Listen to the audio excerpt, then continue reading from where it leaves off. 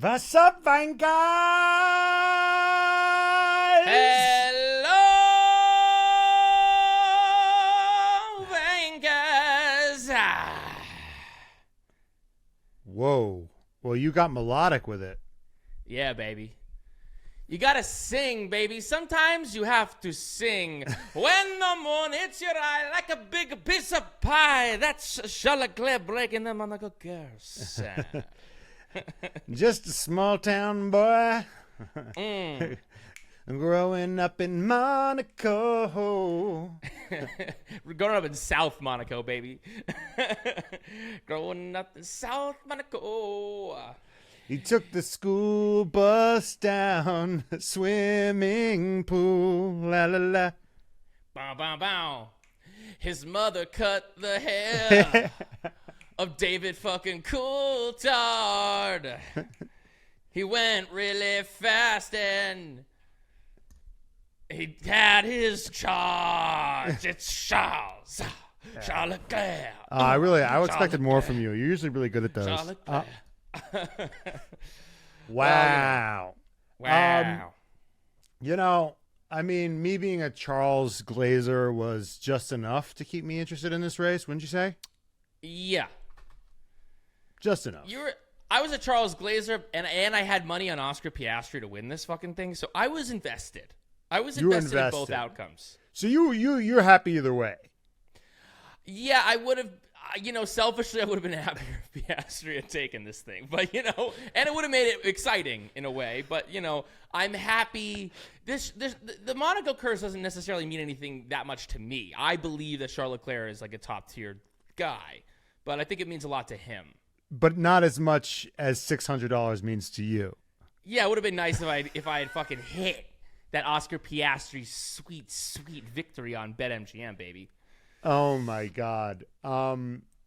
Yeah, and well, I think it's very interesting that you were more moved by money than this guy's boyhood dream. You bet against his boyhood dream. Yeah. Well, I just believed in the curse, I believe. Yeah, you're like, I'm gonna fade that dream of his. I'm gonna fade it. Put money on Oscar Piastri. Well, we said this on the Patreon. Jenny, stop sending us Indy 500 spoilers while we record this, please. I have money on Marcus Ericsson to win, but I guess he's already out of the Indy 500, so that's $5 that I'll never see. So Brian's just losing money left and right. Well, but you know what? I got some other money on some other people at the 500, so we will check in on that as the day goes on. But what was I going to say? I was going to say that, Charles, we said this on the Patreon. We did a Patreon episode after qualifying. A lot of things that we said on said Patreon predictions for the race came true. We said that the Alpines are next to each other, so there's going to be chaos there. We said that KMag and Sergio Perez are next to each other, that there's going to be chaos there. You did say that, Brian. You did say that. Yes, we said that. Now, the issue is that it all happened right away. And if they could have just spread that out a little bit, if there could have been a crash a couple laps in and then a crash like 40 laps in, then all of a sudden this is a different thing. Or Lance Stroll his tire could have went on the track. Oh my God. I was like, please. Nearly. Honestly, Leclerc got kind of lucky a couple of times, Yeah. But as special as it is, I mean, Brundle and Croft, you were working magic trying to make me believe that there was a pit stop in play, and that maybe there's an undercut. Like, what's Leclerc? I'm like, Leclerc is staying out there. He's keeping track position, and he's betting everything on track position, because why do I feel, I've said this before, but why do I feel like I could, if I was on pole, I could win this race in my Camry? Why do I feel that way? Like, because no one's getting by. You kind of could. And the Camry's wider than a Formula One car. Well, maybe not. Maybe not with the wheels. I don't think so. But, your point stands. I mean, I think, what were there, like 4 overtakes today? I mean, it was even more than usual, feels like. Yeah. I mean, Verstappen, pits, gets on the fresh tires and is just like absolutely charging ass and then can't get by George Russell. I was like, oh, if Max is not able to get by George with making up 2 seconds a lap, then like there's no passing anymore on this fucking track. Because I think there wasn't a play for Charles to pit. That would have been stupid. No one in the right way ever would have done that. But there might have been a play, and there was a time where Piastri was in that pit window, where Piastri could have pitted, thrown on mediums, and then Lando would have given him the way. I mean, they would have organized this, been like, hey, Lando, he's going to pit. We're going to have a chance for the win, so blah, blah, blah. And then he would have had to get by Sainz and Leclerc again. He never would have done that. He never would have been able to do that. He never would have done that, but I would have enjoyed seeing him go after Sainz. I would have enjoyed that. Yeah, because that ends so well. Because as a fan, I want to see these motherfuckers at least try to throw it up the inside.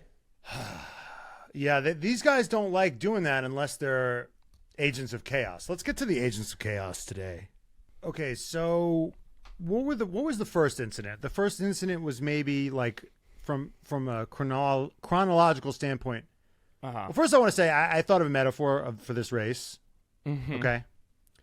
Watching the Monaco Grand Prix is like watching a bunch of gerbils racing in a guy's asshole through his digestive tract. Okay. Yeah, sure. Because is it a spectacle? Absolutely. Yeah. But is it a race? Is there an ability right. to overtake? No. Yeah. Is it loopy? Is the digestive tract have all sorts of interesting twists and turns? Sure. Yeah. Is it fun to see gerbils move through such a tight space? Maybe, if you're into that sort of thing. Yeah. But there's not a lot of when they're like, hey, can you go slower? That would be best. Oh yeah. I mean, you're going too fast. There was too many of those radios where I was just like, fuck this race. I mean, that was iconic. George's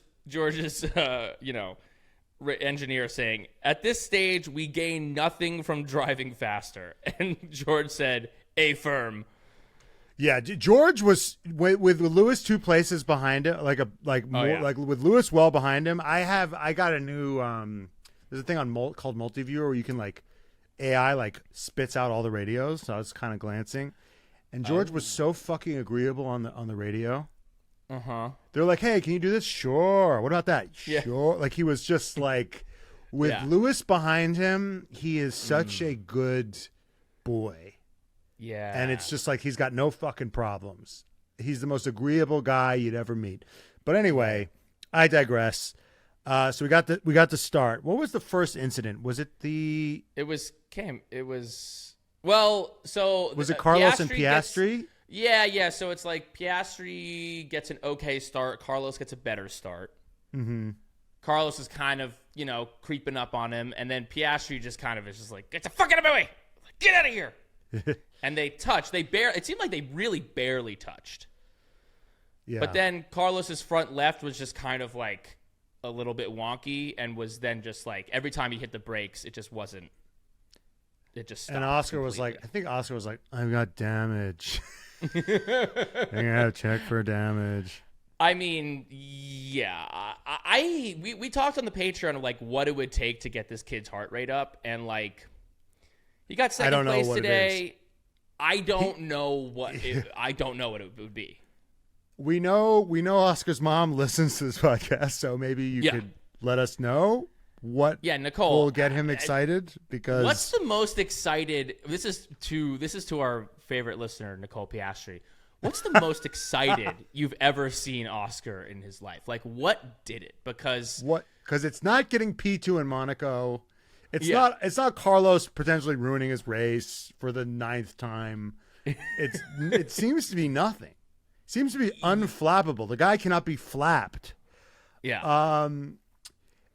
And then speaking of Oscar Piastri, there was the KMag incident. And Nico Hülkenberg was just a passenger who got taken out indirectly by his own teammate. Right. And Nico Hülkenberg said, that was entirely unnecessary. and then Alex, who does our merch, Alex sent to the group chat, Oscar Piastri level of understatement from Yeah. Nico Hülkenberg. That was a crazy move. That was and K-Mag after was kind of like not taking the blame. I don't know what's going on with him. Well, now that the tempers have cooled, if you like look at it, like, I mean, he was there. I mean, Perez did not have to move over that far. He was there. He was there. He had his nose right there, and Perez decided to get defensive and leave him. Now, Magnussen could have backed out, and given how things have been going for him lately, maybe he should have. Yeah. But if you're Perez and K-Mag has his nose there, are you going to keep moving in, or are you going to like maybe give him more room? Didn't K-Mag move to the left though? No, he was like right up against the wall. It looked like I know, and then it looked like he kind of like swerved a little bit in, and then that's how. I think my understanding is like Perez just slowly, because like he was on the racing line, and the racing line just kind of slowly moves to the right, and he was like, "I'm gonna just do what the racing line tells me to do, right?" Mm-hmm. And that means I'm gonna crash into K-Mag because he's hoping that K-Mag's gonna back out. This is Kevin Magnussen. Look, I think K-Mag shouldn't have done it. But he definitely, like, Perez is somewhat culpable too, I think. Yeah. I think that's what the stewards decided too, right? Is that Perez they didn't penalize him. Right.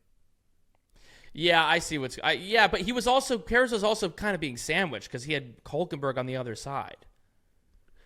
And you're right, yeah. The line just kind of does move that way. I'm looking at it now. But I don't know. So anyway, it was. I don't think K-Mag. It was an opportunistic move.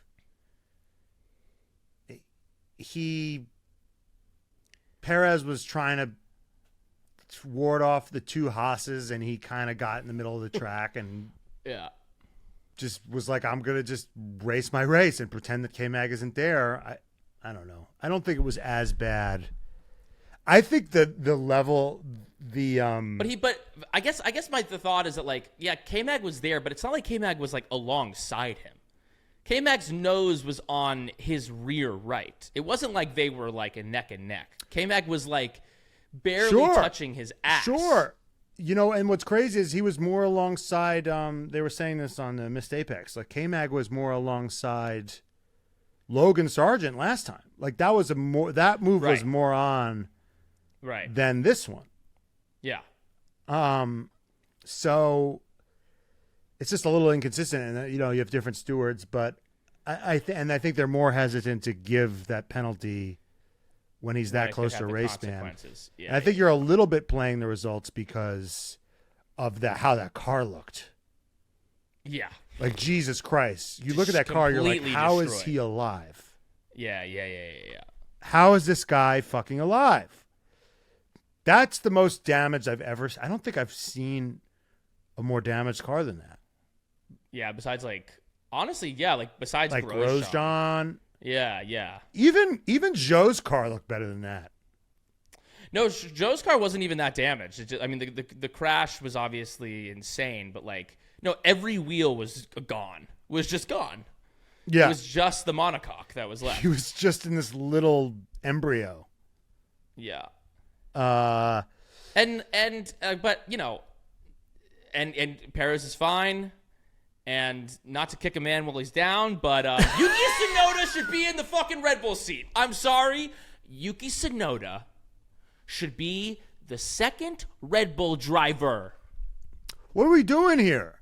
What are we doing here? What is the point of a Red Bull Junior program? I mean, he can't. Could he be doing any worse? Oh, who, Perez? Yeah. Could Yuki do worse than Perez is doing right now? Oh, sure. I mean, got into Q3. Perez out in Q1. What are we talking about? Perez P18, Yuki P8. What are we talking about here? Yuki they got Tsunoda the ick from him. They got the ick somehow from Yuki. But what was crazy is they got the ick from Yuki, but Perez seems to be unickable. Right. Perez Perez shows like plumber's crack once every other race. And they never seem to. He rips loud farts. Yep. He doesn't flush the toilet, and Christian's just like, I'll just flush it for him. I'll just, you know what I mean? Like, what is going on here? Right. I mean, yeah, I think they're still kind of digmatized by Abu Dhabi 2021. They're still digmatized by Checo's a legend. Oh, Checo's a legend. Also, Checo brings in a bunch of money for them. Checo is a good property to have business-wise. But you know who else is a good property to have in terms of business? Yuki fucking Tsunoda. And it's not even about Perez. It's not even about Perez. Because I think it's like there's this question over the second Red Bull seat. Now it's looking like Red Bull. We all thought they were going to fucking high top their way into the fucking end zone this year. We all thought that there's no way that they're going to lose. I don't know. Red Bull might not win the championship this year. Max Verstappen they definitely might not win the constructors. That is so in play, it's crazy. Yeah, they might not win the drivers. The drivers might not win the drivers. I don't know right now. I don't know. Don't you want to see? I want to see how they run around Canada. I want to see how they run around. Of course. Spain. I want to see how they run around like more quote unquote conventional tracks. They have this weird suspension issue that crops up along bumpy tracks. It cropped up in Singapore last year. Yep. It cropped up in Miami. Right. And I think it cropped up here, obviously. And I think that they're going to have trouble on some of these street tracks, but I don't know. They had trouble in Imola though. So right. There's that to consider. Listen, Max is 31 points ahead of Charles Leclerc right now. Ferrari is is 24 points behind Red Bull. So we don't know what's going to happen. I say all this because you need someone in that second Red Bull seat. If they're next year, right? Because if this is the state this year, who knows what it's going to be next year? It's going to be closer next year. Who's going to be closer? Now, here's the thing. Yuki, he's having a good year this year. He can be a little bit up and down, but he's been nothing but consistent this year. No, but I want to think about this. Like, who are they going to get for that second seat? Because if it's unless they get Carlos Sainz, which honestly right now actually feels like the smart move. If you want someone who's going to be like consistently there with Max. But with Carlos Sainz, you actually run the risk of like it being actually a bit more tense because Carlos Sainz is like can sometimes actually be that bitch. Whereas like I don't think that like Yuki poses a big threat to Max, but like put the kid in the fucking Red Bull seat. What are we talking about? Yeah, I don't understand. Well, I know you want a guy that's going to be close but not a problem. Right. And I guess they thought the original thought was, okay, Perez, he did great in 2021 or he actually when you look at it, they lost the Constructors' Championship, right? So they didn't do that great. Right. Like Bottas was a better number 2 that year. Yeah. Bottas, who's now in fucking Siberia with Stake F1 Kick Team Sauber. Bottas was a better number 2 driver in 2021 than Perez. And Perez, what he'll do is he'll be just when they think they don't like him, he'll win in Monaco, remember, and then he'll get the 2-year extension. He has these flashes, but I guess what they thought was, you know what, we're so dominant that it doesn't really matter. And Checo's a draw. People love Checo. He's got a huge fan base. He brings money. He brings sponsorship. So, like, why rock the boat? Yeah. That's been their logic. That it's like, who cares where? It's like almost who cares where he finishes? Yeah. Because we're still going to win the Constructors' Championship. Like, you could put me in the car, and they have a chance at winning the Constructors' Championship. Right? So, but now that it's close, their calculus has to change. Now, the problem is, I mean, they only offer. I think they gave Carlos an offer. They gave Carlos an offer, but they only wanted to give him 1 year. 1 year. Because I think what they want some flexibility for 2026. Because like, what if Max leaves? They want to have an opportunity to maybe get a Lando or maybe get a George or whoever's at the top of or if Oscar takes a leap, they want to keep their books open. And I heard rumors that they offered Perez a 1-year deal, and he was like, I want a long-term contract. So they were like, no.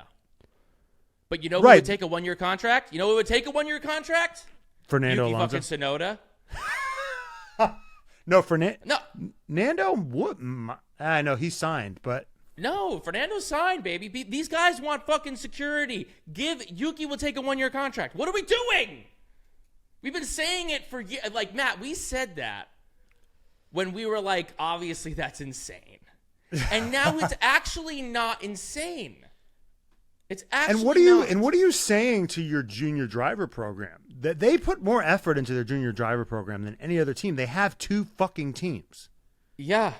And now one team is just they hired Daniel Ricciardo because they were hoping it was Daniel, because Daniel's like such a easy transition. It's an easy switch. Because Daniel is a big draw. He's very popular. He brings sponsorship. Like he is he's sort of a good replacement for Perez in that regard. Yep, he gets along with Max. And Max loves him. Right. And I think he would be kind of just grateful to be there. Yep. So he checks all those boxes. I think the problem is I think that they just don't trust Yuki's. Yuki does not bring numbies in the traditional sense. I mean, he brings numbies for us. And like the masses love him. The unseen proletariat love Yuki Tsunoda. Yeah, he's a draw. He's a branding draw. Let's not get it twisted. But he's not a draw to like suits like Daniel Ricciardo is. Yeah, sure. But I mean, fucking A. He's a draw. A huge Japanese fan base. Like, what are we talking about here? He's a draw in all of those ways. But I think it's like, here's the thing. He's been consistent this whole year, and I'm like, if he continues, except when he tried to kill Daniel Ricciardo. Yeah, but that was the first week. That was week 1. You're like, that was like 6 weeks ago, dude. Forget about that. Yeah, dude. Max Verstappen was winning races by 30 seconds at that point. Okay, and now he's not. We're talking about how he's not going to win the championship. Shit, that was changes, a lifetime ago. Okay, that was a lifetime ago. Okay, like what? Yuki's a different person now. It's not that he's a different person, but like fucking A, if you're gonna get on Yuki for that, then like, you're not gonna have Max Verstappen. Who are we talking about? Max Verstappen, who spent his entire junior career throwing it up the fucking inside and torpedoing people. Like, what are we talking about? Why is it okay? I mean, it was after the race. I know it was inexcusable. But, like, Max had that rep. People have those reps. It's bullshit. Yuki should be in the seat, suck my fucking dick from the fucking back. That's the whole fucking thing. You get no argument from me here. I mean, who are they holding out for? I don't know. They're just kind of, I think they're kind of like hoping that Perez or Ricciardo turns it around. Yes. That's what they're hoping. They're kind of like, la la la la la la la la la la la, Yuki Q3, la la la la la la la la, because they want to put Liam in there. Uh-huh. So it's like, get Yuki in the fucking seat, and then you can throw Liam, and then you get to keep Daniel Ricciardo, and then everybody wins. Yeah, and now that Esteban Ocon might get fucking fired, we'll see what the fuck happens. You know what I'm saying? God. Let's. I mean, this was a great week for us being right, as always. Yeah. Yes, it was. Yes, what did he do? What did he do? That was crazy. I mean, Esteban Ocon just does not know how to function when he is next to a car that has the same color pattern that he does. He just does not know how to be. All right, no, he does know how to be. He's like, I will destroy you. He's a psycho. I mean, because he's such a safe, reliable pair of hands. He's such a dependable driver. Yeah. Unless he's next to his teammate. Yes. And then he turns into a killer. He turns into an irrational killer. And you know what? He was like, I've been beating Gasly, and I got 1 point. I think he's got 1 point, and Gasly's got 0. Yep. But then they'll be tied. And all that hard work that he's done of out-qualifying Gasly, like, I don't know, 5-1, will be undone in a second. Yep. Mm-hmm. And he figured, I'll get that point. Or we'll crash, and neither of us will get the point. And then the season will end, and I'll be up 1-0. And I'll have beaten That's how this rat fuck thinks. By the way, I mean, we had a whole thing about rats and lions. We can go through that later, but on the Patreon. But he's a rat fuck. It's brilliant. Yeah. So, and I gotta say, listen to the Patreon. I gotta say, this is how sick I am in the head. When Brundle and Crofty were like, "Oh, Bruno Famine is going off on Canal Plus." Yeah.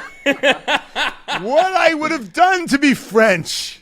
Yeah. And be in France and have Canal Plus and be fluent in French. But I got it translated here. What did he say? Okay. Well, we'll preface this with there have been rumors that Ocon has been talking to Haas, that he has been in discussions and in negotiations with Haas to fill the Hülkenberg seat. Yes. But he said, I believe that he said this on Canal Plus. I believe that Esteban Ocon's attack was completely out of circumstances. It's Google Translator, right? Cut me a fucking break. That's exactly what we didn't want to see. We will draw the consequences. We will decide straight away. In the first round at Le Portier, it was not the place to attempt an attack, leaving no room for your teammate. Now, if we know anything about Alpine and the French in general, they are quick with that guillotine. Yeah. They'll chop a motherfucker's head off. They will chop a motherfucker's head off. Yeah. Let them eat pig, okay, my Cyril, guy. see Otmar. Yeah. You know? Yeah. All this stuff is this guy fucking Bruno Famine, who I think one of our patrons said he had Pixar face. It's a great call. He does look like a Pixar character. He looks like the young guy from Up. Like the younger version of the guy from Up. Yeah. I mean, it's psycho behavior. In Monaco, when you guys are like every point is gold at this point, it's and you're in 10th and 11th. It's just like, let's just work as a team and get some points here. There's no fucking overtaking. It's crazy. He says, no, it will be me. It'll be me. No, it'll be me. It's not. It'll be me. It'll be me or neither of us. That's the problem. Yes. It's gonna be me. It's gonna be me, or neither of us. That's the calculus. He just. What's so funny is that like I can think of like before the race, the three of them, like it's Bruno, Pierre, Esteban talking, and they go over the game plan. And they're like, all right, guys, just keep it clean, okay? Just keep it clean. You know, we've got the chance for points here today. Just keep it clean. Yeah, and if, by the way, if that puncture doesn't if Sainz is, like, KO'd, that's 2 points. That's 3 points for them. Yeah. Yep. You know, if they just keep it clean. Because you knew that the chances of that happening, of, like, one guy fucking up and dropping out, were high. So if they just both stay in the race, they both get points. And I could just like think of like if I film this like cinematically before the race, and you just like they're all nodding, and then there's just like a solo of Esteban being like, push in. Yeah, just a push in. Like, a slow push. Like, no problem. I will. Yeah, no fighting, no fighting. Yeah, no fighting. Why? No attacking. Why did he attack? Well, yeah, Gasly was fucking. You know. I'm sure that Esteban didn't love Gasly's reaction to getting into Q3 yesterday. Yeah!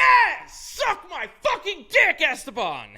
Better than Esteban's reaction to getting into Q2 like a fucking loser.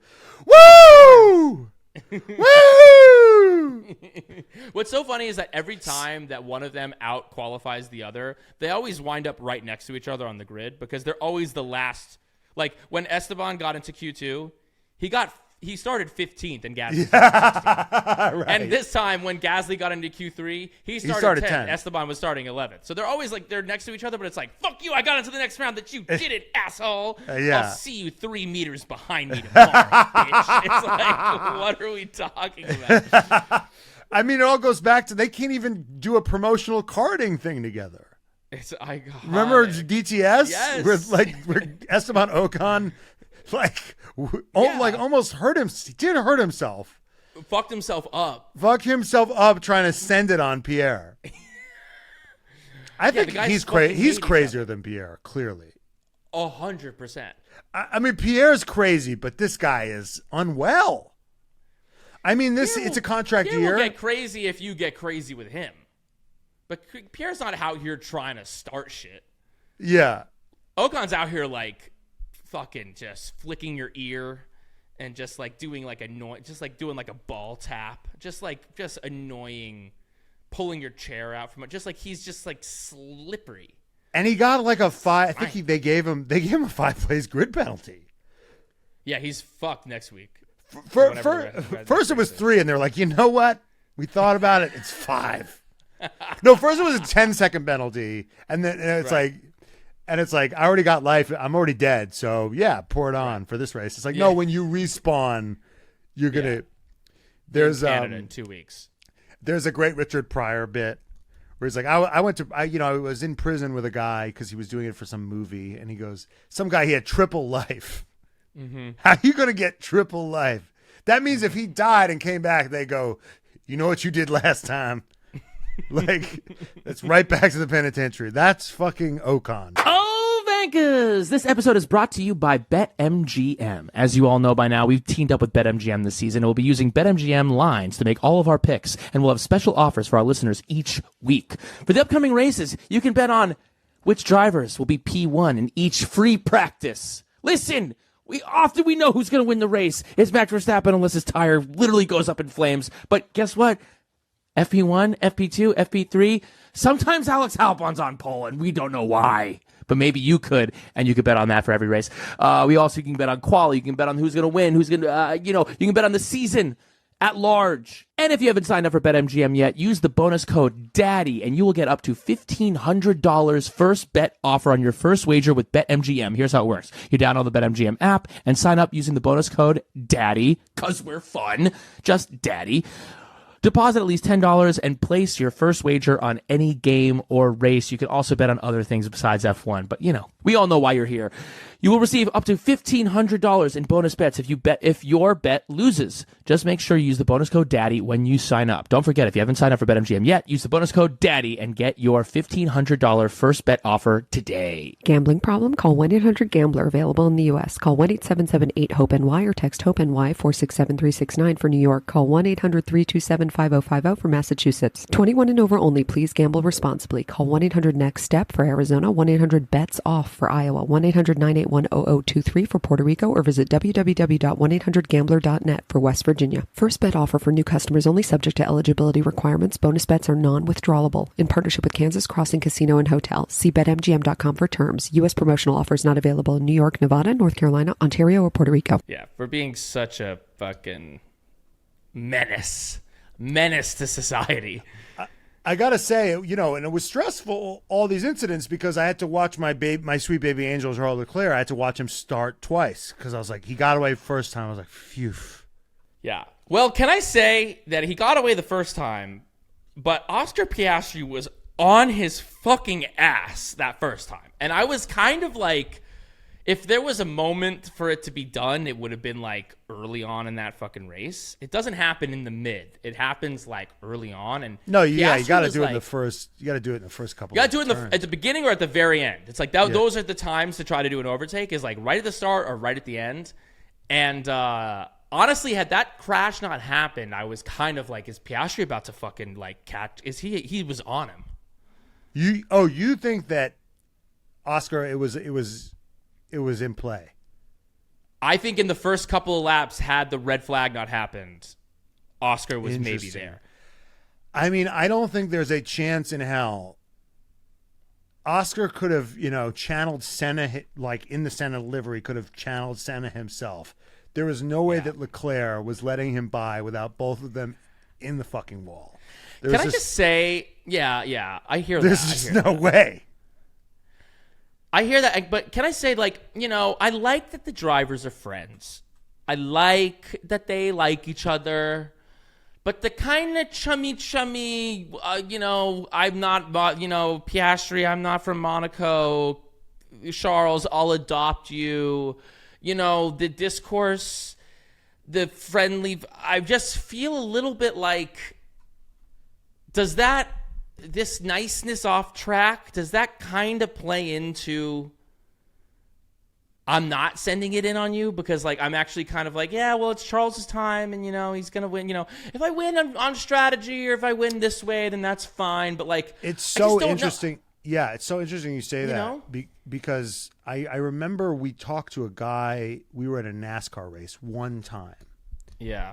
And we talked to a guy who was like, yeah, I mean, I think he talked about, like, Kimi Räikkönen coming in or something like that. Yeah. Or, like, and he was like, oh, yeah, we fucked him up. Like, because it was like, what do you mean? It's like, because he was just coming in for a couple weeks and we could just abuse him. And it's not like we had to see him or deal with him. Or he could, like, a brush off pitch kind of thing in baseball, right? They could really just bump him, jostle him, because they didn't have to have, like, a working relationship with him. Right. And I think there is a bit of like, well, I got to work with these guys. These guys, I got to see these guys all the time. Yep. It's like, people behave differently in small towns than they do in large cities, right? Because, in a large city, you could be a fucking chaos, like an agent of chaos, because you could then slip back into the night. But in small towns, you get a reputation. And I think it's a small town. Little town in a quiet village, right? So they all see each other. So there's definitely an element to that. Yeah. And I really think that I really wish that we could see some more of what we see in the rap world. Well, even, you know what? Even in the NBA, because the NBA got a rap for being, like, too nice. They're all too nice to each other.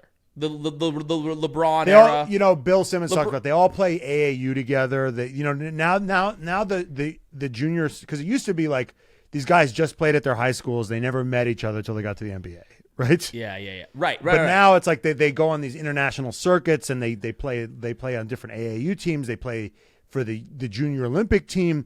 All these great players, they all fucking know each other. But what's happening now is that, like, when like LeBron and Dwayne Wade, like, besties, even when they weren't playing for different teams, they were like, that's my guy. Like, we're but now with this younger generation coming up who didn't play with the older generation, like, the young kids don't, like, Anthony Edwards is like, LeBron who? Suck my dick. I don't give a fuck. And it's actually it's actually brought some fucking juice into the NBA where there's, like, genuine rivalry, and it's thrilling to watch. It's thrilling to watch. Yeah. Wait, what were you going to say about the rap? So wait, the rap beef. Well, the rap beef, it's like I really did a deep dive on this rap beef with Kendrick. Yeah, it's been thrilling. Euphoria is the greatest rap song I've ever heard in my entire life. I have listened to it, like, almost every day since it's come out. I've listened to it every day, and I think of Alonso, right, when I think of Kendrick Lamar. Yeah. Of the two Spanish drivers, like, Sainz is Drake. Totally. Certified lover boy. And then Alonso is Kendrick. He's the biggest hater. I hate the way that you walk, the way that you talk. I hate the way that you dress. Yeah, that's fucking Alonso. Because that's why I love Alonso, because his ego is because I someone was saying, you got to remember that these guys are just like in their mid to late 30s. Yep. Writing angry poems about each other. That's right. They're ego fucking maniacs. Because the whole argument really stems from, like, who's the best. Because, like, Drake's like, I'm the best.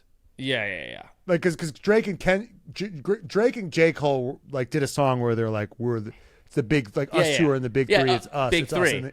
And that three goes left, and I see two of them kissing and hugging on stage. Yeah, exactly. You got shit twisted. Like, what is it? The brains? Yeah. Oh, I hurt your feelings. You don't want to work with me. You don't work with me no more. Okay. And that's what's cool about Kendrick is Kendrick's like, why are two of the big three chumming it up? Yeah. And it's just Big Me. Yeah. There's no big three. It's Big Me. It's Big. We got us, and that's why Alonso needs the Red Bull seat, because he's Big Me. It's just Big Me. Well, and it's interesting because you think about, like, the same thing with the F1 drivers of like as with the AAU thing, with the basketball thing, where it's like they all came up together. Max, Lando, Charles, Albon, Gasly, all these guys came up together. Now here's where it could actually potentially happen is if there's a genuine fight for the championship. And it could happen this year.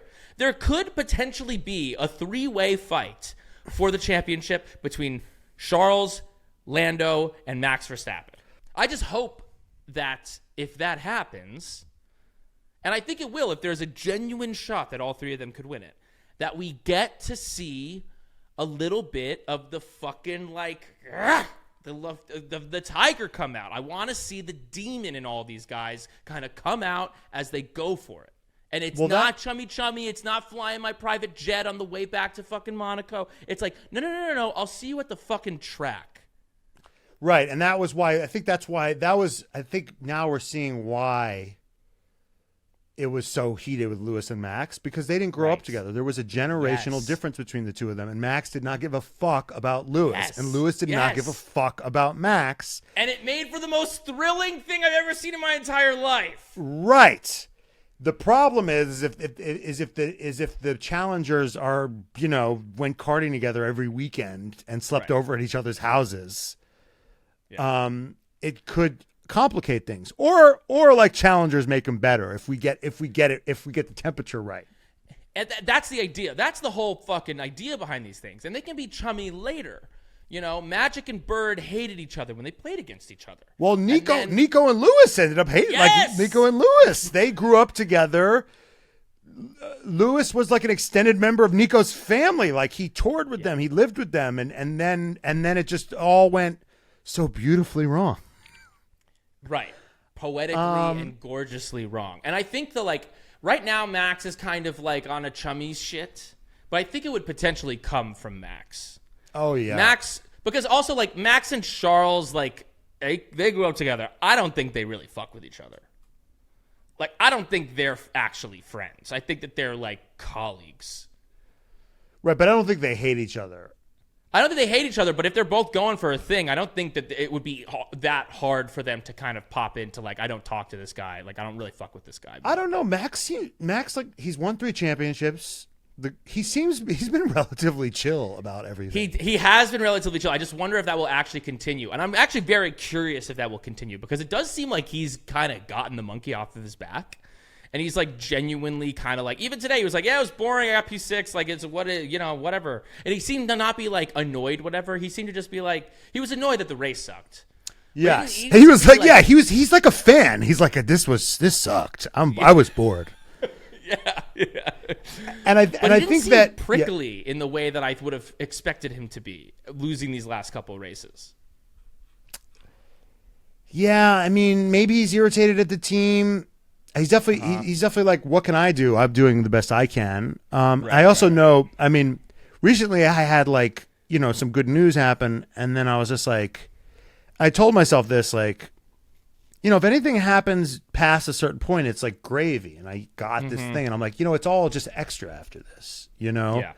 And maybe that's the mindset. He's won 3 championships. He's so fucking rich. Yeah. But I don't know if he's wired that way. He's so complicated because he seems to love it, all he wants to do is win. But he's like, I'll fucking quit. I'll quit. He said, he's like, I've accomplished what I wanted to accomplish in the sport. Like he said that a couple times. So but there's a difference between 1 championship and 2, and 2 and 3, and 3 and 4. Right? There's a difference of how you're perceived. Yes. And right now, Max is like, the last couple of years, we've been like, he's a GOAT. He's a fucking legend. He's like all-timer. But, I mean, our producer Brian from Friday Beers, just texted the group chat. He goes, Red Bull washed, triple question mark. Max, fraudin era is over, triple question mark. That's my take. Max is a fraud. It does bring the question, though. And it's like Monaco's an outlier, sure, but it does bring the genuine question. And here's the thing: we're gonna talk to Gunter about this, because we got Vankah hours coming with Gunter Steiner coming on Thursday this week. We're gonna be talking to Gunter about this, but it does bring the question: is like, do you think that the Red Bull dominance is over? Dominance, like we've seen it. The dominance, like we've seen it, yes, is over. Sure. But I think the thing that people aren't talking about that really that really benefits Max in this weird way is that there's no clear number 2. Right. Like for the drivers. Yes. Like yes. Leclerc, and it seems like Leclerc and Norris and Sainz and maybe even Piastri are going to just... There's no guy that's just going to gobble up all these wins that Max can't get. There's no one guy, you know? Yeah. So, if I had to put my money on it, I put my money on, like, of who's the more dominant of the driver pairings. I have my money on Leclerc over Sainz. Right, but that doesn't mean Leclerc's going to do it every time. But I do think there might be... I think Ferrari is a little bit more ready to pull the, hey, we're out here for Leclerc to try to win the championship. Right. I think that they're a little bit more ready. But I hear that. But, like, I think that, like, in terms of a advantageous strategy on who's giving who a tow in qualifying, you know, there's ways that the team can kind of, like, you know, push a driver forward. I'm sorry. What I'm talking about more in terms of is not, like, the intra-team. I'm talking about inter-team. Like, so, like, the problem is that, you know, if Max has a bad day, let's say Max has 5 more bad races, 6 more bad races. Yeah. You have a 50-50 chance of McLaren being on it that day or Ferrari. So it's not like for those 6 races Lando Norris can mop all those up. He could probably only mop 3 of those up, 4 of those up. Like Leclerc or Sainz are going to get the other 2. Do you know what I'm saying? So it's like what you really need is just a clear-cut number 2. So team. I see. That's what I'm trying to say. It's like that's what I'm thinking is the problem is because like it seems like it's a coin flip between these Ferraris and McLarens, and you're just hoping that you're on the week that Max isn't. I guess I just kind of feel like, and this might be stupid, and I might look back and say that because also what's happening is that like we got the European races coming up. It's going to be a bunch of purpose-built tracks that maybe this Red Bull is actually designed for. So this whole European middle season might be just built for Max to just like actually be in the right window. But I kind of think right now that it's not that Max messes up. I think Max is actually going to have to be doing a lot of like. You know what I mean? He's going to have to up. You know what I mean? I know. Physically messing not up. him messing up. Yeah. I'm not saying that. I'm saying that, like, I don't think that it's Max Red Bull not being right to this race. I think, if anything, they're not going to be right almost every week. Max is going to have to be crawling his way to first place. I think that actually this McLaren and this Ferrari have a leg up on this Red Bull. The car has a leg up on the Red Bull. Yeah, it's crazy. It's crazy to see this, how Christian had carried himself in the first couple of races when he's like, there was rumors of Max leaving, and he's like, nobody's bigger than the team. Yeah. Yada. Yeah, go. We have the fastest car. And that narrative could quickly change. Yeah. And they've gone from, Christian went from having this posture of, well, and he was right. A couple of weeks ago, he was right. We could put Lando Norris in this car. We could put Carlos Sainz in this car. We could probably you could put Esteban Ocon in that car, and he'd win the World Drivers' Championship. You could put like a B-plus driver in that car, and they'd win. Yeah. But now, not anymore. Not anymore. Right. Now you need a guy of Max's caliber, and you built that car in a way that only Max can drive it. Uh-huh. And now he kind of has you by the balls a little bit. Yep. Because the counter argument to that argument that I just made is, well, where's Max going to go? Where's he going to go? He can't go to Ferrari. He can't go to he'll just quit. You know what I mean?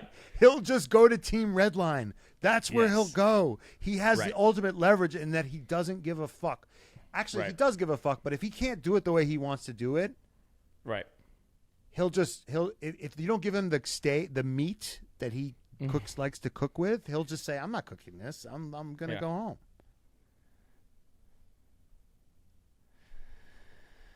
Yeah. I'm just thinking right now, maybe this is recency bias, but I don't think Red Bull wins the fucking championship, and I don't know. That's so F1.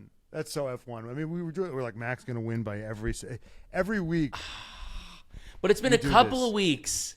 It's been a few weeks. And they brought upgrades. It's been a few weeks and they brought upgrades. And it just seems like... But from what I've read, this is a very specific problem that has to do with a very specific type of circuit. So... Which is all about the suspension. It's all about the suspension, and they don't do well on bumpy tracks. Which is what Max said about Canada in 2 weeks. He said, we might not be great in Canada because of the bumps, because we don't do well with the bumps. And that's why, this is what I said about the European. There's this middle time when it's, it's the Red Bull Ring, it's Monza, it's, all Silverstone, all the purpose-built tracks. Like, yeah, those might be the time where actually Red Bull pulls out like a lead where they, it's, you're fucked then. That's why street tracks are the best. Which is why street tracks fucking slap. Which is why you need fucking street tracks. And then after that, there's Azerbaijan, there's Singapore, there's Mexico, which is also famously kind of bumpy. Yeah, but I feel like Red Bull's usually good there because of the air for the altitude. Yeah. They're usually pretty good there. Red Bull, I feel like Red Bull runs well in Mexico. Or at least Max does. Yes, that might be. I don't know. I think I say this right now, and I'm saying it with my chest. Because I'm saying it with half my chest because I don't. But I just think, come Spain, come Austria, if Red Bull doesn't dominate those two races, because we got Canada coming up, we have Spain and Austria. If Red Bull is not back in the driver's seat. Back in okay, we're winning by 10 seconds, we're winning by 8 seconds in that range. That's tough. And I think it's going to make for an amazing season. Why is it tough? Why a win is a win? No, I'm saying if they're not doing that. If they're not winning by a healthy, if Max is still having enough kind of scrape out wins, then it's the ball's in the air. Yeah, but that's enough. That's all he has to do is scrape out wins. That's all he's got to do. But it puts all of it on Max, and it means that the car is actually not there, and it's about Max being a superhero. Which, listen, I think that he is, and he can be, but it's not just like Red Bull's still there. It's like actually they have a worse car than McLaren, they have a worse car than Ferrari, but Max is just 100% that bitch, and that's why we're still here. Yeah, it'll be interesting to see if there's any more fallout from Red Bull, if their struggles. I mean, maybe winning has sort of glossed over a lot of maybe their issues, and that this is gonna. I'm wondering if any of the sort of off the track shit has impacted the on the track shit, and now the on the track shit will impact the off the track shit, and it'll be kind of a death spiral. Right. Yeah. No, when it's coming from both angles, that's when it gets, you get the centrifugal force throw this shit out and off its axis. But who's always shitty from always, who's never been good? Lance Stroll. Yeah. Can we just talk about how Fernando Alonso did his Alonso thing where he held up the entire pack for his boss's son to get a new shiny set of tires. Yep. And then he went and he ruined them immediately. And then all of Alonso's efforts were in vain. Yeah. By just hitting the wall on his own, just turning in early. I think he has ADD or something. He must. He has to have ADD. Because I feel like there's just so many. Rocket Power Mohawk did a whole video. Yeah. Of just all of his crashes. Yeah. Of all of his crashes, and they're all just were you fucking with the aux cord? What was going on there? You know what I mean? Yeah, he dropped his fucking sandwich. He's reaching down for it. Oh shit! Sebastian Vettel. A lot of them are not they're not like your Leclerc crashes where like when Leclerc crashes, it's because he just took it a little too far. Right. He was driving at 101%. That's why Leclerc crashes. Yes, Leclerc crashes because he found the limit. Yeah. And he went just a little bit over. Where's the limit? Oh, there it is. I'm in the wall. Oh, there it is. I'm in the wall. That's what happens when Leclerc crashes. Yeah. And I think Perez, he'll crash because he's just too aggressive or he wants it to. Like he'll take Perez is a gambling man. He's a gambler. Yeah. In Mexico, he's like, you know what? I'll win or I'll crash. Yeah. And he likes to send it. George Russell too. George Russell's eyes are bigger than his stomach. Yes. But George Russell doesn't like not see something that's there. Right. Oh George Russell's shit! the guy, there's a wall George there. Oh shit! Yeah. There's a car there.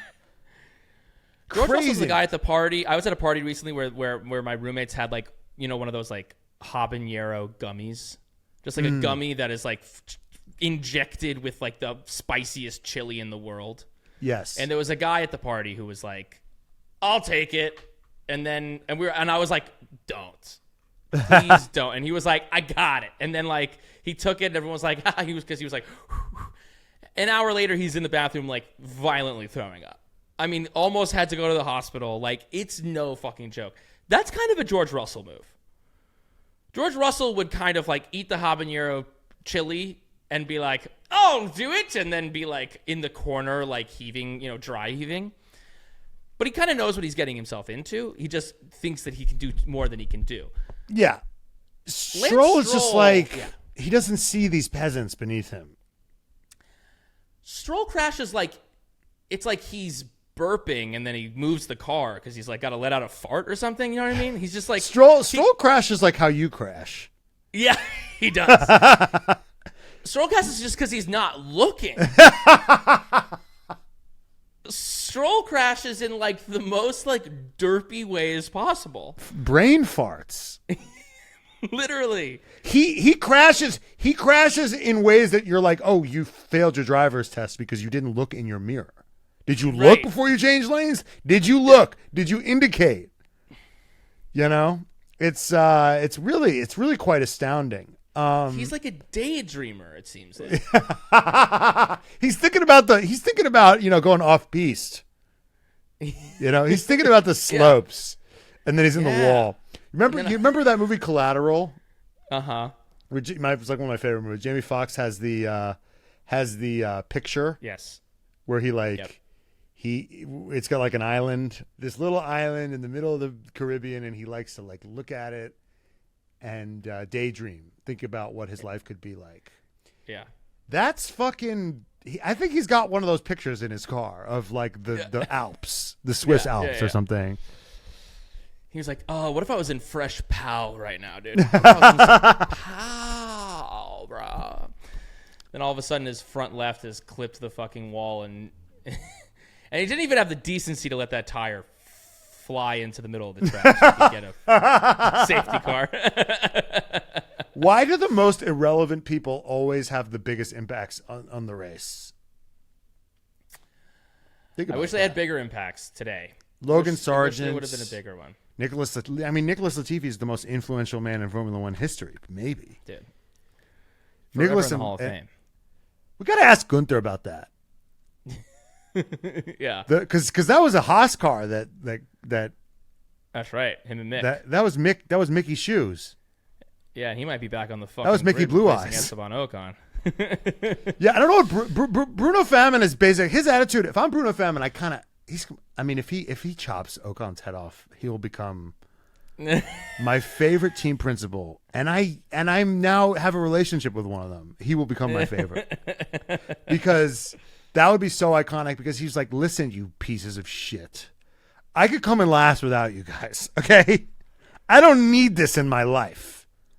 Yeah, I could drive the car and we come in last. What I can't have is you motherfuckers crashing into each other." Yeah, I wouldn't give him too much credit because I think Ocon might be already like halfway out the door. So he might be like, "I fired you. Like, who broke up with who? I broke up with him, definitely." For sure. It would be iconic. He would be my.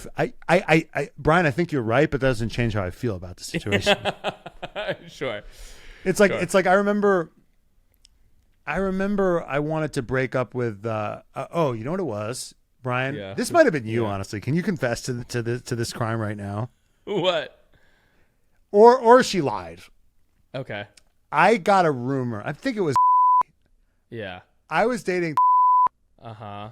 Yeah. I was dating in 7th grade. Yeah. And someone in my circle, like, it started getting to me that she was going to dump me that day. Uh-huh. And that I needed to get in front of it and dump her first, so I had the upper hand. I don't think that I was, but that wasn't true. And you dumped her Well, with then false information? so it was kind of like a game of assassin where it's like I found her yet, and I'm worrying that she'll tap your back, and assassinate me first. Yeah. So I was like and I ran up to her and I broke up with her. Wow. But her whole thing was that she wasn't going to do it. But so now I've really forgotten about this incident. But like sometimes I'll go back, I'll be like, either she's lying or someone really fucked me over. Like one of you guys, I don't think that was me. It was you or fucked me over. Really, I think it was probably because was like had more of a shot to actually get in there at the time, whereas I was playing the like long game. I was like, who cares if she dates Matt in 7th grade? I'll see you in 10th grade. You know, Brian's just sitting there waiting on his growth spurt. Like, I'll get her. I'll catch up with her eventually. Absolutely, baby. It's a marathon, not a fucking sprint, dude. Tortoise in the hair, dude. Definitely. Anyway, the point is that's what Bruno Famin's doing. Sure. Esteban Ocon's like, look, I have to talk to you about something. He's like, you're fired. You're fired. I fucking hate you. You're a terrible driver. Yeah. That's what Bruno Famin's doing, and I respect it because that the 7th grader in me loves that. Yeah. All right, let's get into our motherfucking awards. Daddy of the day. Of the day. It's got to be Charles. Prince of Monaco is fucking out here, though, dude. Dude, Prince of Monaco was out, first off, crying during the podium ceremony. Yeah. And then fucking spraying his shit, dude. Spraying his champagne. Getting in there with Fred Vasseur, getting his slacks all fucking jizzed up. I loved it. Yeah. Like, really fucking hugging Leclerc. It didn't feel... Usually when, like, world leaders, like insert themselves, it feels, like, icky. But, like, he's the Prince of Monaco. It's just such He's not a world leader. Yeah, no, I know, but, like... They have a smaller population than the fucking following of the Red Flags podcast, dude. I mean, but, like, when Macron really, like, got in there in the World Cup, it was, like, it was so cringe. So cringe, yeah, totally. And people, we had Donald Trump in the F1 but those are world leaders. But people were like, should politicians really be so central? But it just seems so. For Monaco, it seems okay. It's totally it's Prince fine of fucking Monaco, dude. It's fucking princess. It's fucking Princess of Genovia. We might as well be. Let's. He's Grace Kelly's son. Whoa. Did you know that? That means that I might know someone who's related to him because I went to college with a girl who is related to Grace Kelly. Oh, really? Yeah. Fuck yeah, dude. Get us fucking paddock passes, dude. I am going to give Daddy of the Day to Charles Leclerc. I think we should talk about Charles. It was genuinely touching. I welled up a little bit. He was crying after the race, talking about his dad, talking about how much this means to him. I mean, it is, as a kid from a place this small, and a kid who didn't grow up as, like, just the kid of rich people. There's plenty of kids in Monaco who have every single thing, laid out for them, want for nothing. Like, his mother was a hairdresser. And he was a cut above the rest, as Crofty said. And he was fucking Crofty crushed that, dude. Crushed that. That's the difference. I was so happy to have him back. Jenny preferred Alex Jack's emo coverage of the grandstands he saw built as a kid growing up now rise for him. Pretty good. Pretty good. No, it was beautiful. It was touching. The whole thing felt really. He said he couldn't see. He was crying so much. Yeah. In the last 2 laps. I mean, to do something where you grew up is kind of must be surreal, like that. Yeah. Could you imagine winning an Academy Award, Brian, like on Central Park West? Like it would just hit different.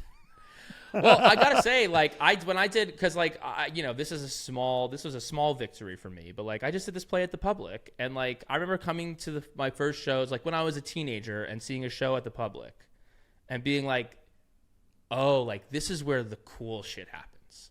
Like I went to Broadway stuff, and I saw like the kind of bubblegum of Broadway, and I loved it. But then after a certain point, I said, this is so commercial. This is not necessarily like this isn't my taste necessarily. Sometimes there's amazing things on Broadway. So as you were playing as you were getting murdered in the third act as Lil Klonopin, the SoundCloud rapper, did you well up, Brian?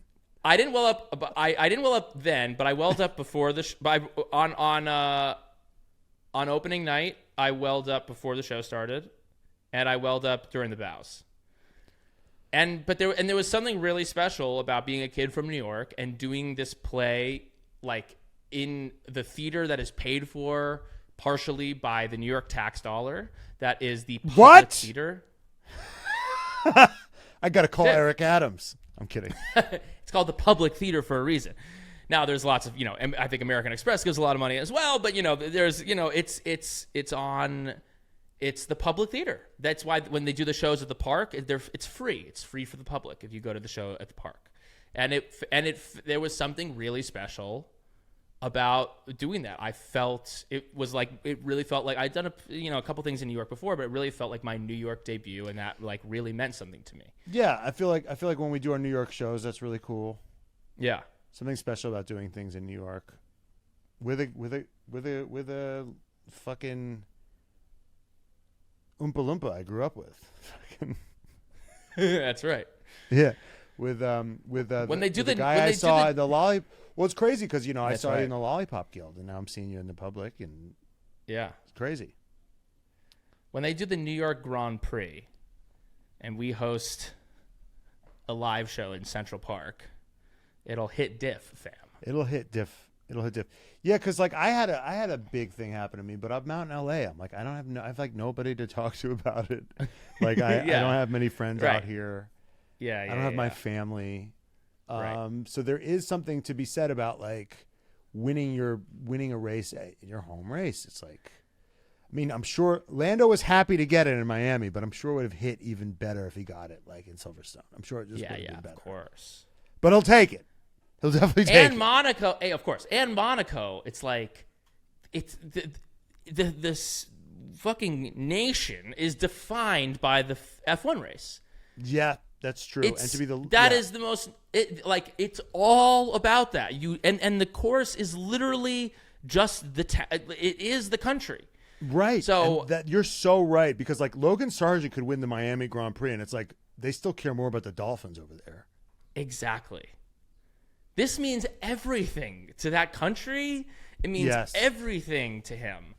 And that's why, I think that's why he's had bad luck there, because it's been such an intense amount of pressure to put on one person that, I think it got to him a few times. And, enough time has passed, and he's been down this road enough times before. And, he had challenges. It wasn't an easy road for him. It looked like he was going to get fucked in the beginning of Q1. Remember, he was like almost like they put him out at the wrong time. Issues. Yes. There was the something loose moving pedals. Around his like pedal. he had that. Remember that when he was like, I was scared. I was really scared because he thought he was gonna have his brake pedal stuck or something. Right. Yeah, Maranello is apparently going crazy. I mean, this is just a beautiful time to be Charles Leclerc, and it's not always a beautiful time to be Charles Leclerc. A lot of pain. Yeah. I mean, I think that's one of the beauties of being a Leclerc fan is you got a lot of valleys, but then so the peaks hit harder. But I guess we talked about this a little on the Patreon, Brian. Does this change the dimension?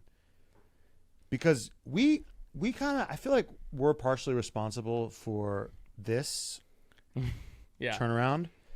Because at the beginning of the season, we were like, okay, who's the like Leclerc? He's the most unlucky guy in the world. We're gonna make like a Charles the Martyr shirt. Yeah. And put him in the tradition of like guys who've been crucified for their beliefs, like really unfortunate souls. Right. Yeah. Joan of And Arc we vibes. made this thing in the beginning, and in the beginning of the season, we're like, well, when do we drop it? And we'll be like, yeah, like week 1, week 2, whenever something horrible happens to him, we'll just drop it. Yeah. And we haven't been able to drop it. Right. And then we were like, well, he won't win Monaco. So we made a shirt, which is online, which you can buy now. It's just like a very stylized, classic poster of Monaco, but it's just him looking miserable there. Like, and his car is just pulled over and on the side of the road. And I feel like we reverse jinxed him. Totally. By our marketing. We were like, oh, he's the guy who has bad luck and doesn't win in Monaco. And now his luck seems to have changed and he's won in Monaco. Yeah. So you're welcome. You're welcome. Congratulations, you played yourself to us to ourselves. Radio of the day. Radio of the day. Let's see. I'm gonna give radio of the day to Javi's out, right? They got this new guy Brian in there. Brian's this new king Brian's in there, and they had when Charles and him had that moment where. There was something on Charles's like dashboard that he was like, "Do you want to know this?" And they're like, and "Nope, they're like, we're good. Nope, we're good. We don't. Nope." And he was like, "Are you like, sorry, I didn't hear that. Do you want this?" Oh, he goes, "Do you want to know the margins?" "No, Charles, we don't want to know. We're not interested." And then Charles just goes, "Well, that's rude." And I gotta say, like, they have this new guy in, Javi's out, Brian's in, and there was a nice little banter there. I don't think GP Max chemistry. A little chemistry. A little like, hey, let's keep this light. Let's keep this fun. Like you actually don't have to worry. Because guess what? When you ask me a question, I will not say checking and then not talk to you for 35 seconds. In fact, you want to give me information, and Brian says, actually, no, we have it all. We don't need it because we're on top of our fucking shit. So don't worry about it. And so then Charles can be fun. Charles can be light in the cockpit and say, well, that's rude. And they can kind of flirt over the radio, which makes me horn the fuck up. That was my favorite radio of the day. That is definitely radio of the day. I also want to give an honorary radio of the day to whatever the fuck Bruno Fabian said to Canal Plus. Of course. Canal Plus. And I wanna give not radio of the day. Can James Vowles shut the fuck up? He was on the radio again. Oh my God. This guy does nothing but talk. And they're like, will it be a standing start? Let's check in with James Vowles. The team principal of that team in like last place. Yeah. What place are they in right now? They got 1 point today, so they're in second to last place behind okay. Kick Sauber. We've said this before. We'll say it again. This guy should be as visible and audible as the team principal of Stake F1 Kick Team Sauber. Like, why is he getting all this limelight? Why is he talking so much? Because he wants it. Because he makes himself very available. Right. Aren't you a little busy trying to keep your team from being in last? Like, a couple of weeks ago, I mean, he probably didn't want to talk to the press, but it's like Christian Horner doesn't have to focus. Like a couple of weeks ago, Christian Horner didn't have to focus too hard on. He could have taken extra time to run his mouth to the press. Because his house was at least on track, in order. Right. Whereas like James Vowles, like your car sucks. One of your drivers is completely incompetent. Yeah. And you're just during the race, you're just fucking running your mouth to the media. It's all under promise, over Under promise, over deliver. That is how you should live your life. James Vowles is a big over promiser and an under deliverer. I keep forgetting that they're like in last place because he's so high profile. They're technically tied for second to last with Alpine because they both have 2 points. But yeah, and how often is Bruno Famine being interviewed and like doing right? Bruno Famine. He's talking to Canal Plus, baby. He's talking to Canal Plus. Getting ready to chop some heads off. Yeah. But we said this on the Patreon too, but like James Vowles, like during free practice was like, they were talking about them versus V-Carb. And he was like, well, I don't know what's going on with the AlphaTauri Visa, buy one, get one free, whatever. I don't know what to call them these days. He threw shade at the corporate corporation. The perfect corporation of Visa Cash App Racing Bulls. Yes. But then today, I'm looking at the Williams car, and I'm like, hey, what's that on the Williams car? Above the car where the Duracell thing is? I'm like, there's something behind the Duracell thing. It was the fucking bunny, dude. It was the Duracell.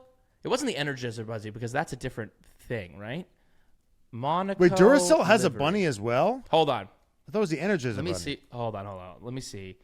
Yeah, the Duracell bunny. I guess Duracell has a bunny as well. And there was a little fucking cartoon bunny on the top of the Williams car today. Which, listen, no shade. I like that. But if you're going to be like, well, the Visa, buy one, get one free, can't even keep up with how many things are involved with that day, and then you got a bunny on your car? You got a bunny on the top of your car for your Monaco fucking livery? What? This is the pot calling the fucking kettle black. What are we talking about here? Yeah, you're fucking owned by a fucking VC private fund. Equity. VC private fund. equity Shut fund. the fuck up. You have a Duracell battery on the top of your thing. Like, what? What? I actually like all those things, though. I like those things, too. But I like the what Duracell annoys battery. me too. But what annoys me is these teams that try to, like, be high and mighty about the fact that, like, well, we're still Williams, okay? Hey, who from the Williams... Yeah, Williams is punk rock, apparently. Hey, James, who from the Williams family is still at your organization? Oh, right, fucking no one. It's in name only. Yeah. You're actually... Claire Williams is... It's actually worse. In a lot of ways, it's worse. Because worse. At least Visa Cash App Racing Bulls lets you know exactly what they are, which is for fucking sale, baby. Yes. Meanwhile... They are letting you know that they are for sale, that this is a capitalist enterprise, whereas Williams is like, no, we're just a mom and pop shop. Pulling us. No, you're owned by a VC fund that thinks the Williams branding is valuable. So they're keeping it that way because the Williams brand is valuable. Yes, just like the Visa branding is valuable. No one seems to give a shit about AlphaTauri. No one's buying those clothes. So they moved on from it. That brand is not valuable. So they scrapped it. All right, hottest moment of the day. Hottest moment of the day. Wasn't a lot of hot moments in it. Hottest moment of the day to me was all the Ferrari boys getting wet in the fucking canal, dude. Oh. Fred plopping into the canal, Charles diving in with perfect form. Just the boys getting wet, the boys having fun together. I'm watching Vanderpump Rules right now, and that move of all of them jumping into the water was literally so Tom and Jax. It was so Scandival and Jax, dude. It was nice to see Sainz have a heart. Sainz seemed like he had a heart this weekend. He's like, you know what? Yes. He gets it. He's like, this is his fucking home race. Yes. I don't deserve it this weekend. He deserved 100%. It this weekend because Leclerc was on the pace, and Sainz just admitted, he goes, yeah, he's got me this weekend, and I'm just here to help him because it would just be ultimate Grinch vibes if he fucking made it more difficult. Totally. Big kudos to Sainz for that. Yeah, he was like talking about strategy shit. He was using his fucking big ass Sainzy brain to be like, this could fuck him. This could fuck Charles. So what are we doing to protect Charles, guys? What are we doing to protect him? Should I slow down? What are we doing? Yeah, it's a little bit of George Russell it's also giving a little bit of George Russell, like anything to do to prioritize Nicky's race, guys. Remember when Nicholas Latifi was like on for points? Yeah. And Russell was like, fucked. So Russell's like, he was basically saying, Mercedes, I'm a team player. I am a team player. Oh, let's sacrifice me for Nikki. That's what he said. That was which brings me to a George Russell point. Lewis was possibly Karen of the week. Yeah, we'll go to Karen of the day. Karen of the week. Yeah, give me what was Well, going it's on just with a very Lewis interesting. Lewis was like, well, I won't be out qualifying George at all this year because they giving him the parts and he said to George got the parts. Remember? And then he's always so quick. Like whenever there's like sometimes look, I think Mercedes is not the best with strategy. And they often fuck things up. But whenever he gets caught flat-footed because of just fate, he's like, I told you guys. Told you I was right. Did you see like when, because he had the hard tire on to start the race. Yeah. And then there's a red flag and he was like, I told you guys about the tires. Told you. Yeah. Yeah. I'm like, so you're just right 100% of the time. One time I want to see Lewis just be like, wow, thanks, guys. You guys bailed me out on that one because I totally was going the other direction. Also, when he came out after the pits and then he did the outlap and then he was behind Verstappen, I think it was, and then he goes, guys, why don't you tell me that the outlap was crucial? Come on, guys. And I was like, Coulthard was like, the outlap is always crucial. Yeah, I was like, what are you talking about? The outlap, that's what the point of the outlap. No, but if you go back in the radio, Lewis asked repeatedly. Yeah. And this is why Mercedes is a joke over an organization. Lewis asked repeatedly, like, what kind of outlap we should do. Yeah. And they basically told him to take it easy on the tires. So they did fuck up because George Russell was they could have gotten Max because George Russell could have slowed Max up enough to give Lewis a chance at doing something. Yeah. They had Max in a little. They had him in a little pincer.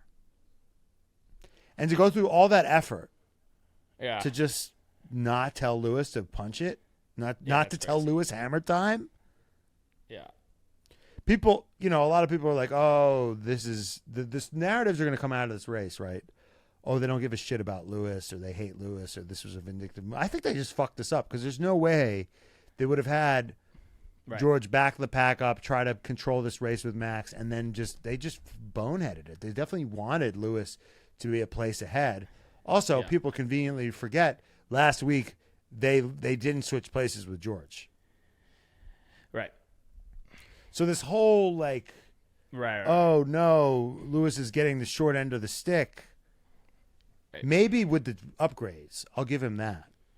But also, George has been out qualifying him before he got these upgrades. But he's like, Lewis is creating this narrative that, don't expect me to out qualify George. It's like, well, we're starting to not expect that.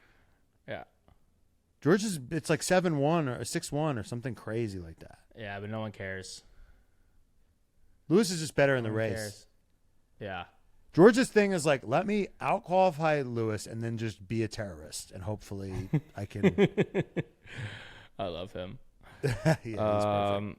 A firm. They're like, slow down, George. And he's like, this is the time to get him, guys. And they're like, it doesn't matter. And he's like, A firm. Okay. Red flag of the day.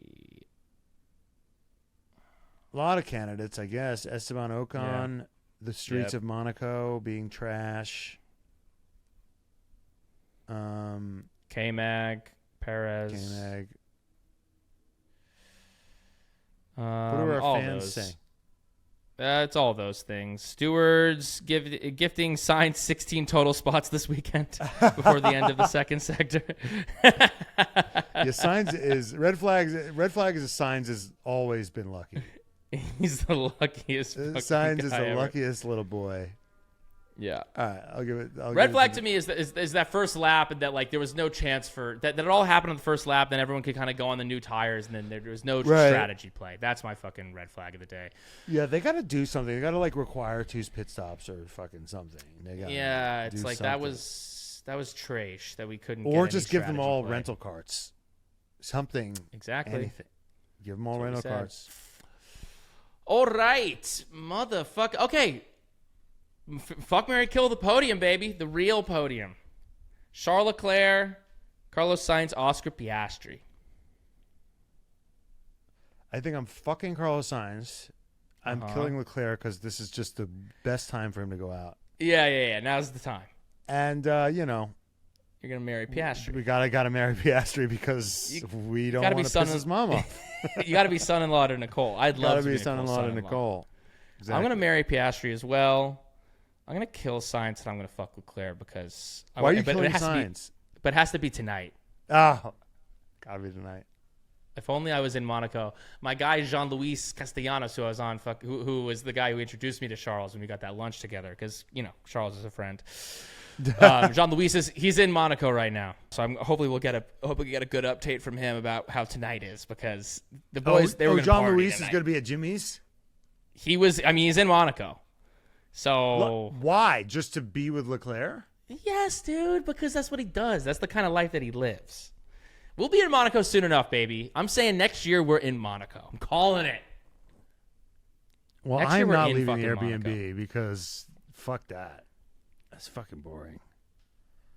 It's not about the race, dude. It's about the party. It's All at right. the party. It's at the party. It's about me we got relaxing in Lawrence. Monaco. We've got Lawrence Barretto on the pod next week. Amazing interview. He's the fucking man. Yeah. Really, it was like, it's such a good interview. We recorded it a couple weeks ago. I can't wait for y'all to listen to it. He's the shit. We found out how many pairs of sneakers that he owns in his life and how many pairs of shoes he brings every race weekend. And the number will astound you. It's a shocking number. It's a shocking number. You couldn't comprehend how many shoes he brings to a race. You're never going to guess. Yeah, it's crazy. Next race is Canada. What are your predictions? Oscar's mom. Are you listening? Yeah. I'm going to give it to Oscar Piastri. He's pissed off. He's been kind of snake bit the last couple of weeks. People are bitching about his tires. Carlos Sainz is taking pieces out of his car, and he's just had enough. And I think Oscar Piastri is going to win this one. And I think you keep putting $50 on Oscar Piastri. I think you're going to pay. It's going to pay off. Yeah, I hear that. I've been burned by Oscar this week, so I'm going to say that Lando Norris is going to win next week or in Canada. Should we Venmo? Should you Venmo request Nicole $50? Yeah. Hey, Nicole. Your son owes me money. No, I'll keep hammering that Oscar Piastri win because I know it's going to come this fucking year. But I don't think Max Verstappen's winning in Canada. Too bumpy.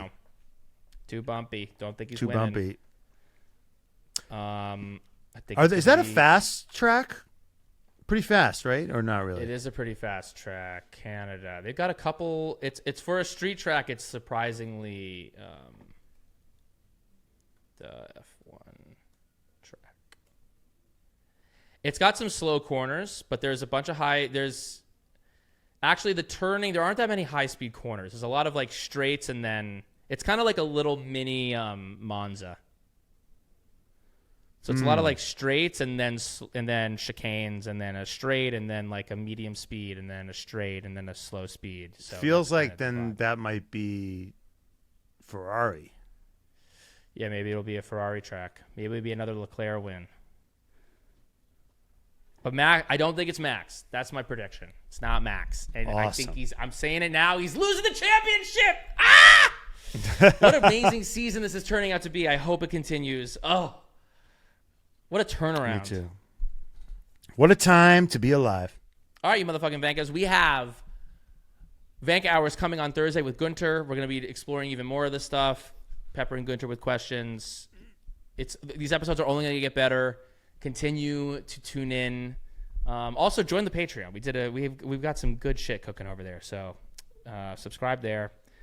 And all right, Vankas. Until next time. Goodbye, Vankas.